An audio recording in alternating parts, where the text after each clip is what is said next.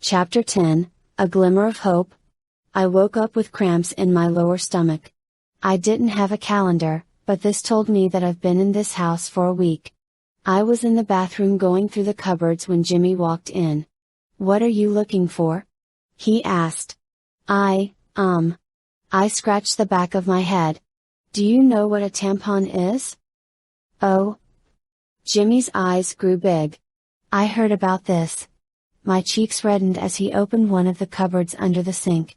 He grabbed a box and set it down on the counter. He didn't say anything to me as he left the bathroom. When I was finished, I went back into the bedroom. He had on a pair of jeans and no shirt on. His back was to me. He turned around when he heard me. My eyes locked onto his chest. He had a long silver chain around his neck, and at the end of it was a key. It must be the key to the doors. They were wearing them so that I would not be able to steal it. I was going to have to find a way to get it off of his neck. He pulled his shirt over his head. He reached forward and grabbed my wrist and pulled me toward him. My heart jumped as my feet stumbled, and it wasn't a very graceful way for me to come over to him. He wrapped his arms around me and pressed his lips against mine. The thought to push him away was slowly leaving my mind as I realized that it was no use. I stood still with my hands pressed against his chest. "You're so beautiful," he said before kissing my temple. "I'm so lucky to have you." My lips lifted into a faint smile, but I quickly wiped it away. I can't let myself accept compliments from a murderer. I refuse to lose my mind that way. Someone banged on our door. A groan came from Jimmy's throat and I lifted my head to look at the door. "We're coming, Tommy," he shouted. He slid his hands around my neck and pulled me in for another kiss. "We better get going." I nodded. He grabbed my hand, and he pulled me toward the stairs. Tommy and Charles were already at the table eating. Charles had a paper in his hand. Jimmy shoved a bowl of porridge into my hands and I sat in my usual spot. My heart felt as if it jumped into my throat. Nothing is usual about this place. I cannot think that way. I will only have a couple more days here before somebody finds me. As I ate, I looked around at all of them. The same silver chain was also around Tommy and Charles' neck, poking out from the collars of their shirts. They all had a key on them. "Taylor says that Emma's pregnant," Charles read from the paper, which must have been a letter. Their eyes lit up and Jimmy and Tommy high-fived each other across the table. They already moved into their place, so it'll be good if they can have a boy soon. "That means Juliet should be pregnant soon," Tommy said. I gagged on my breakfast. Tommy smirked. Jimmy scowled as he ate the rest of his porridge. "I should have assumed that they would want children." "Juliet has only been here for a week," Charles said. "It's more important that she gets settled here before she starts giving me grandchildren." "What if I don't get settled?" I asked. "Don't worry," Charles told me. "You'll be settled here before you know it. We are your family and we love you." All of their eyes were staring at me, and it felt like acid burning through my skin. I have no idea how to respond to that. "Juliet, what should you say?" Jimmy asked, arching an eyebrow. "Thank you?" I guessed. "No problem," Charles said. "Now boys, I think we should get out there and start working before we lose the day." They all got up and left their bowls on the table. Jimmy kissed my cheek before putting on his jacket. I watched as he pulled the key out from underneath his shirt and unlocked the door. I picked up the bowls and washed them. I watched them through the bars as they headed out toward the barn. I spent the whole day scrubbing the house clean as I thought about the keys. I had to find a way for Jimmy to take his key off. He slept with it on, and I'm pretty sure if I tried to pull it over his head while he slept he would wake up. Maybe he took it off when he showered, and I could sneak into the bathroom. When my stomach grumbled I began to make dinner. There weren't many clocks in the house and I never took note of the time Jimmy would come in to help. I guessed it would be appropriate to start dinner. When they entered the house, I was almost done cooking. Tommy and Charles went up to their rooms to wash up. Jimmy slipped his arms around my waist. He nuzzled his face into my neck. His normal smell of dirt and sweat filled my nose. I couldn't believe that I started familiarizing myself with his scent. I knew I was imagining it, but I felt like I could feel the key around his neck pressing up against my back. "How was your day?" he asked. "It was okay," I said. He kept his arms around me as I stared down at the frying pan full of vegetables. He kissed my cheek before going to our room. I started putting food on the table.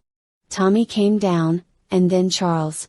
They pulled out their chairs and Jimmy came thudding down the stairs. He gave me an odd look when he saw that I was still standing, so I sat down in my chair. "It's so nice having a girl around again," Charles said as we were passing the food around.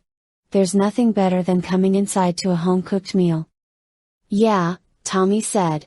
"We no longer need to go to Jenny or Lindsay if we want a good meal." They were two more names that I did not recognize. It must be more family, like Taylor and M. I hoped that it was not another family who was kidnapping girls too. "You did get me a good one," Jimmy told his father. "Beautiful and a great cook. I do have to admit that it benefits us all," Charles said, chuckling. "Her food is delicious and she's a lot better to look at than each other's face all day."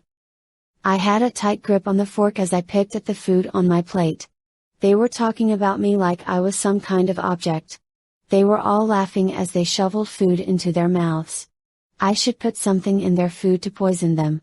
All I had was the cleaning supplies. They would surely taste it and then punish me. I would have to earn their trust in order to get that key. "Since Taylor's having a baby, can we visit them soon?" Tommy asked. "In a few months, yes," Charles said. "We need to make sure that Juliet is settled first." "She's doing a good job so far," Jimmy said. "I noticed that she is not screaming and fighting back like most do," Charles said. "I thought you were going to have your hands full with this one, but I appear to be wrong." I looked at them and forced a smile on my lips. Jimmy's face beamed as he also smiled. I was already earning their trust. I would not get out of here kicking and screaming. I would have to have them trust me enough to be able to convince them to keep the door unlocked one day. "I'm trying," I said.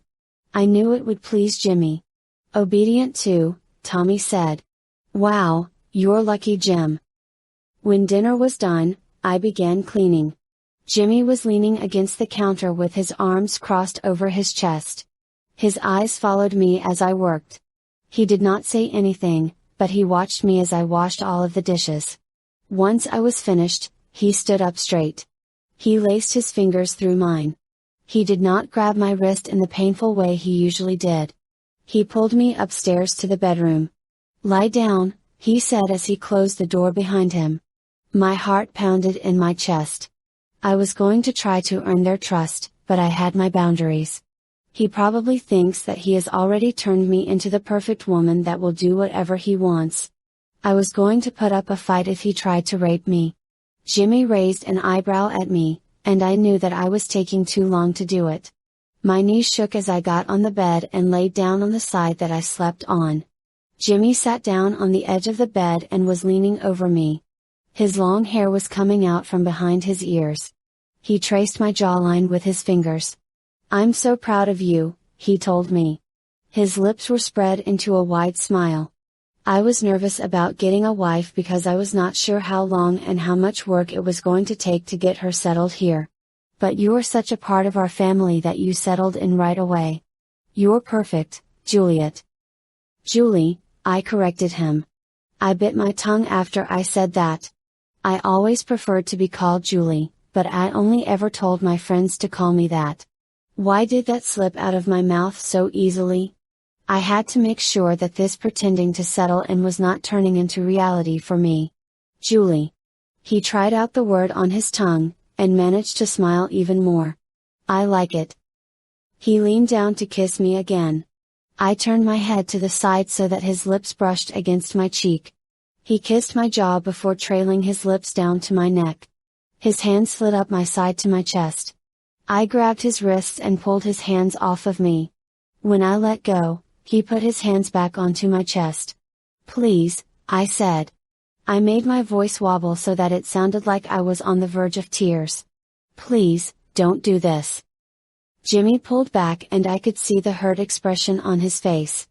Don't do what? He asked. I know you've already forced yourself on me when I was unconscious, I said. But now that I am awake, I want to wait. Wait.